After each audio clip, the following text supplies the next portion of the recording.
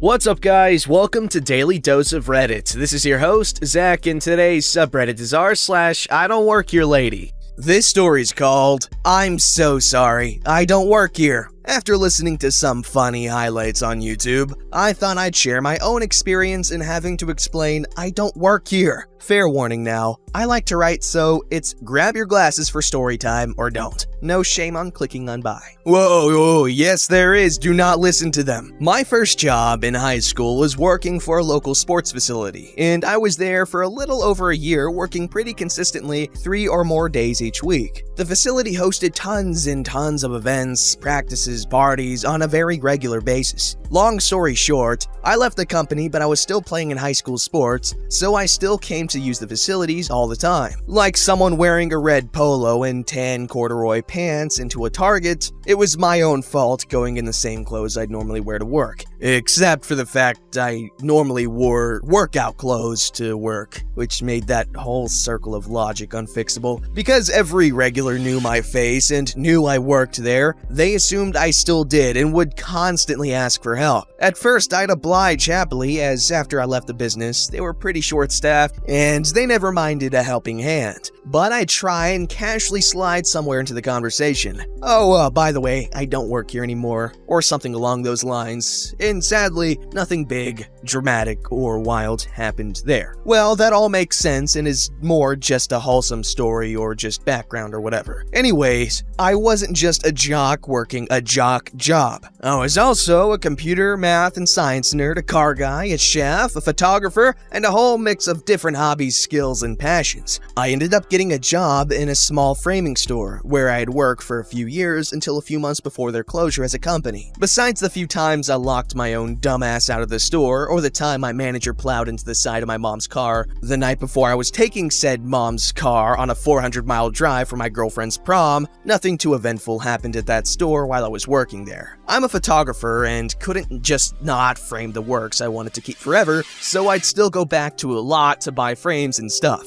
The employees there would let me work on my own computer for designing frames unless it was needed, obviously. One day, in particular, it was just the manager that had backed into my mom's car and me in the store. He wanted to go out for a smoke break, and their new hire was already over an hour late with no word on whether she was coming or not. So I said, "No one's coming, dude. And if they do, worst case scenario is I can say you're on the phone." He agrees and goes out back. I keep working on my designing and someone walks in. I did have to fish every urge in my body to not say, "Hi, welcome on in. Is there anything I can help you find?" I figure instead to just make it obvious I don't work here, so I quickly throw my headphones in and just get back to work, just making sure the person who walked in isn't trying to take anything. I lose track of her over my music and my work until she jump scares the living dog dookie out of me by finger stabbing my back. I quickly turn around and take a headphone out, expecting it to be my manager. But obviously, I already said it was just the shopper. My headphones weren't out a nanosecond before this woman was screaming an inch from my face some incoherent nonsense. Per my memory from 4 years ago, here's all I remember. "I cannot believe the nerve you have being so disrespect." Massive wad of spit lands a hit marker in my freaking eyeball. "Full and lazy working with headphones."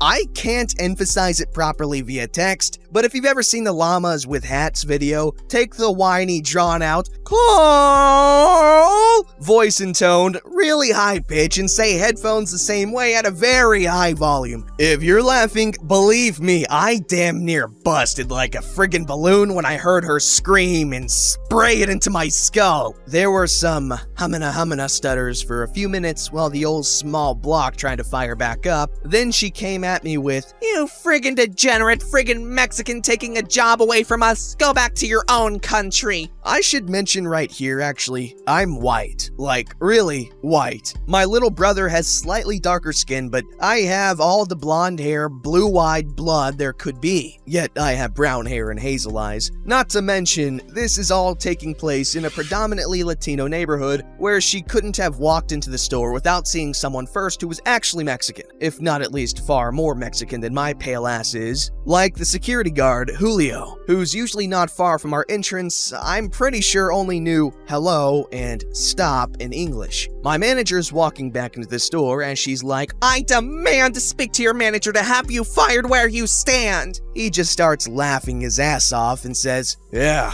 who's your manager, kid?" I have no idea how to respond to any of what just happened, so I defaulted to, "Soy blanco como mierda." Again, white as hell, and that's what I understood to mean, "I'm white as frick." Not sure if it's right. And he knew what I was saying and was slapping his knees laughing while this woman's neck vein is swollen to the size of a Karen, and it goes. Some more mouth blabbing, and suddenly some huffs and puffs, and she storms out of the store, leaving my manager about ready to piss himself, rolling on the floor laughing, and me still standing there with Alec Baldwin's confused ass photoshopped over my own. I chuckle a couple times and say, "Someone came in and I think she wants a word with you." I heard some tires screeching in the parking lot and some honks as she undoubtedly almost killed someone out there. To this day, I'm still so confused as to what this woman actually said and how the actual hell she thought I was 50 shades of tan darker than I was or something. The Spanish was just to try and piss her off some more, if I'm honest, which I guess seemed to have worked in getting her to leave. But I still want answers, damn it! Anyways, that was my I Don't Work Here Lady highlight. Sorry if it's a bit long-winded. I wrote this after 18 hours of YouTube and Xbox. Bro, that was a hilarious story, I gotta admit.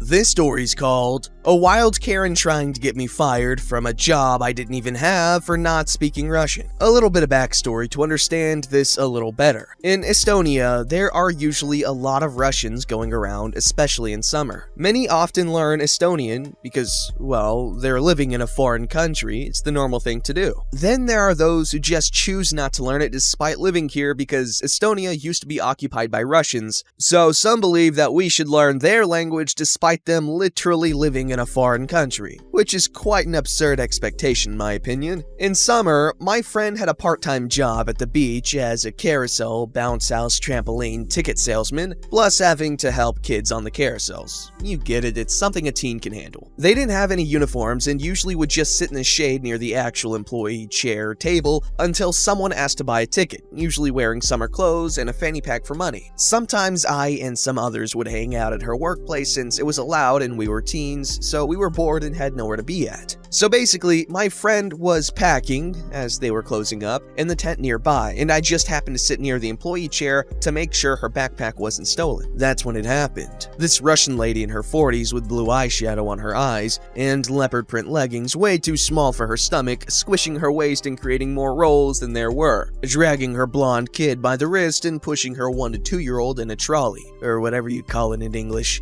A baby trolley? There must be a word better for it. Stroller. Was waltzing towards me. I was absolutely terrified she was gonna make me babysit her kids while she was going to jump on the trampoline or some crap. But I realized quickly that she would have destroyed the trampoline, so I had no idea why she was coming towards me. Then it hit me. Oh no, she thinks I work here. The lady stated something in Russian and threw 2 euros on the nearby table, tapping her foot. I was sitting there absolutely confused, trying to mimic something as I couldn't remember my Russian from 6th grade, sitting on the bench next to the worker's chair. Then I realized how to end this madness. I was gonna say the only thing I can say in Russian, "Я не понимаю по-русски," which means I don't understand Russian. Granted, I've been taught Russian from 6th grade, so I more or less understand some words in simple sentences and can guess the meaning easily. I just can't speak it. She replied with something along the lines of, "How can you say that without knowing Russian? You're lying." Then she went on a huge rant of what I'm guessing, judging by how many times she said words like school, teach, Estonia, rude to Russians, how Estonians are rude to Russians and should learn Russian instead of being schlongheads and speaking their own language in their own country. She was yelling her guts out